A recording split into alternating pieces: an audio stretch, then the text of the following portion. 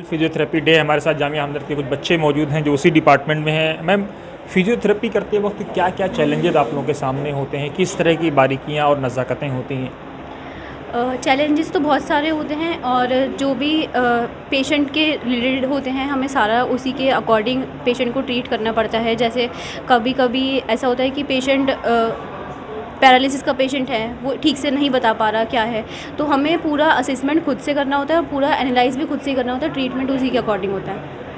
और कई बार patients aware नहीं होते हैं इस बारे में कि जैसे अभी एक नुक्कड़ नाटक हुआ था, उसमें बताया था कि बैक पेन के लिए किधर किधर मतलब सब लोग सारे डॉक्टर्स को दिखाने के बाद लास्ट में फिजियोथेरेपिस्ट के पास आते हैं। बट ऐसा होता है कि 80% केसेस में रिलीफ फिजियोथेरेपी या फिर एक्सरसाइज से ही हो जाता है।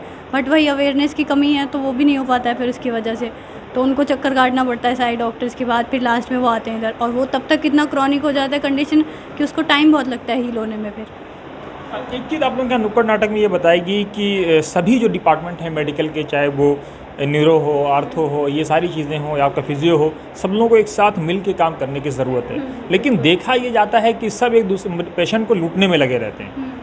नहीं, ये बात तो है, लेकिन ये हम ओवरऑल हर किसी के लिए नहीं कह सकते कि आप सारे ऑर्थोपेडिक के पास जाएंगे तो वो आपको लूटेंगे ही लूटेंगे। पेशेंट टू मतलब डॉक्टर टू डॉक्टर डिपेंड करता है। हर किसी का अपना अलग मोटिव होता है। किसी का मोटिव होता है पैसे कमाना, किसी का मोटिव होता है पेशेंट को ठीक करना। और बहुत सारे डॉक्टर्स ऐसे भी हैं कि जो टीम्स की तरह ही काम करते हैं। ऐसा नहीं है कि सारे डॉक्टर्स यही हैं कि नहीं पैसे कमाने हैं बस और पेशेंट आ गया तो। बहुत सारे ज़्यादातर मतलब आजकल प्रैक्टिस ये बहुत चल रही है कि नहीं पैसे ही कमाने हैं सिर्फ, लेकिन अभी भी बहुत सारे लोग हैं ऐसे जो पेशेंट को ही ठीक करना चाहते हैं एक्चुअल में।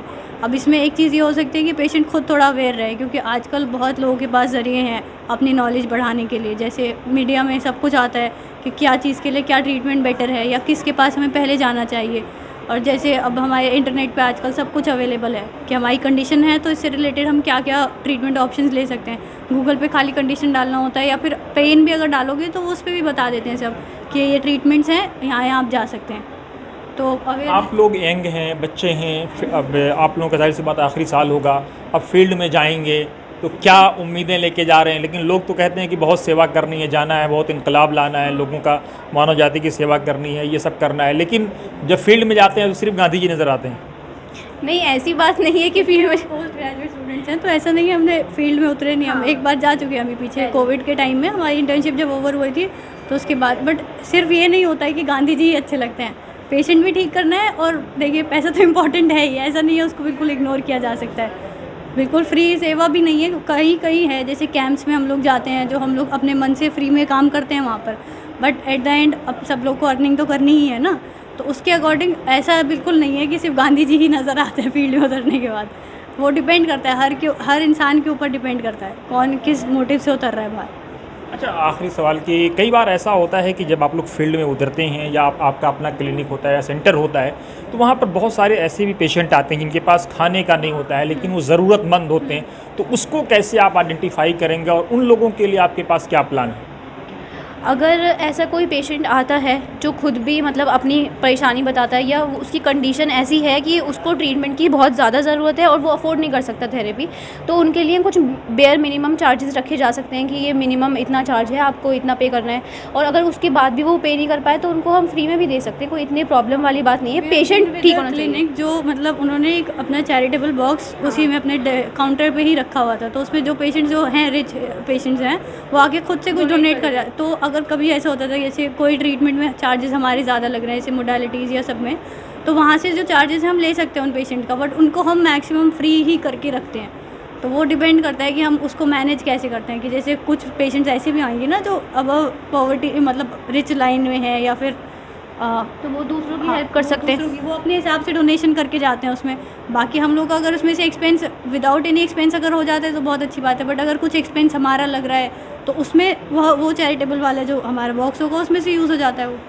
तो लेकिन मैम, दिल्ली है, आप लोग लग्जरी लाइफ यहाँ जीते हैं, एसी है, पंखा है, लेकिन अगर आप लोगों को ये कह दिया जाए कि साहब अर्बन एरिया के बजाय रूरल इंडिया में आप जाइए, गांव में जाइए, देहात में जाइए, बहुत सी जगहों पे आज भी लाइट नहीं है, फ़ोन की कोई बड़ी सुविधा नहीं है, तो वहाँ जाना पसंद करेंगे आप लोग? देखिए हमारा लाइफस्टाइल तो बचपन से हम लोग क्योंकि दिल्ली में ही रहे ना, तो चांसेस हमारे हैं कि हम नहीं कर सके, लेकिन जिसका होम टाउन है उसके लिए अगर वो चाहे तो वो कर सकता है वहाँ पर। बहुत सारे स्टूडेंट्स यहाँ पे यूपी से, हरियाणा से, केरला से, अलग अलग पार्ट से आते हैं। एरिया में ही जाकर उन्होंने अपने क्लिनिक्स भी खोले हुए हैं, मतलब जो अलग अलग छोटे छोटे गांव से आए हैं उन्होंने वहीं पर अपना सेटअप भी खोला हुआ है। और ऐसा बहुत नहीं, अच्छा परफॉर्म कर रहे हैं वहाँ पे, बहुत अच्छा लोगों को उनका रिस्पांस मिल रहा है, क्योंकि ऐसी जगह पे फिजियोथेरेपिस्ट इतने होते ही नहीं है। जब लोगों को अवेयरनेस नहीं है तो थेरेपिस्ट भी तो नहीं है ना वहाँ पे। नहीं, और लेकिन जो आपके गॉड फादर हैं हकीम अब्दुल हमीद साहब, उन्होंने तो मंगल से आके जंगल में मंगल किया। जी, तो क्या आप लोग उनको फॉलो नहीं करेंगे कि रूरल इंडिया में जाएं, गांव में जाएं, गरीबों के बीच में जाएं, कमज़ोरों के बीच में जाएं, स्वस्थ इंडिया बनाएं? गरीब और कमज़ोर तो दिल्ली में भी बहुत है, दिल्ली में भी बहुत है। और ऊपर से फिर ये भी है कि मतलब जैसे जो जिस जगह पे रहता होता है उसको वहाँ के बारे में ज़्यादा पता होता है। अगर ऐसी बात नहीं है कि दिल्ली में भी सारे पॉश लोग ही रहते हैं, यहाँ पे भी बहुत ज़रूरत है लोगों को। लेकिन अगर हाँ कोई अपॉर्चुनिटी है, सबसे बड़ी वही, हाँ, बड़ी कॉलोनी के साथ एक स्लम ज़रूर होता है यहाँ पर। तो अब हमें पता है बड़ी कॉलोनी में तो चल ही रहा है ट्रीटमेंट, तो हम साथ में स्लम वाले लोगों के लिए भी तो कुछ अपॉर्चुनिटीज़ रख सकते हैं ना, या फ्री कैंप्स ऑर्गेनाइज कर सकते हैं, या उनके लिए कुछ स्पेशल डिस्काउंट्स रख सकते हैं अपने। तो वो डिपेंड करता है कि दोनों कम्युनिटी को साथ में कैसे लेके चल रहा है। बहुत शुक्रिया। Thank you. भविष्य में अगर इनको गांव देहात में भी जाना पड़ा तो वो जाने से चूकेंगे नहीं। इनकी पहली प्रायोरिटी ये है कि जो गरीबों का, कमज़ोरों का कैसे उत्थान हो। और इनका ये भी कहना है कि अगर आज हमारी यंग जनरेशन के अंदर ये जज्बा है कि वो चाहते हैं कि गरीबों की सेवा करना, इसके इकबाल ने कहा था कि तमन्ना दर्द दिल की हो तो खिदमत कर, फ़कीरों की नहीं मिलता ये जौहर बादशाहों के ख़ज़ीनों में। तो इनके दिलों में ये जज्बा मौजूद है कि ये गरीबों की, फ़कीरों की सेवा करना चाहते हैं। इनका ये कहना है कि अगर वो रूरल इंडिया में नहीं जा सकते तो भी अर्बन इंडियाज़ में ऐसी बहुत सारी कॉलोनीज़ मौजूद हैं, जो स्लम कॉलोनीज़ हैं, वहाँ जा कर के वो गरीबों की, मज़दूरों की सेवाएं करेंगे। लेकिन अगर ज़रूरत पड़ी तो वो फ्री ऑफ कॉस्ट भी सेवाएँ देने से बाज नहीं आएंगे। कैमरामैन अहमद समीर के साथ मोहम्मद अहमद, वतन समाचार के लिए, दिल्ली से।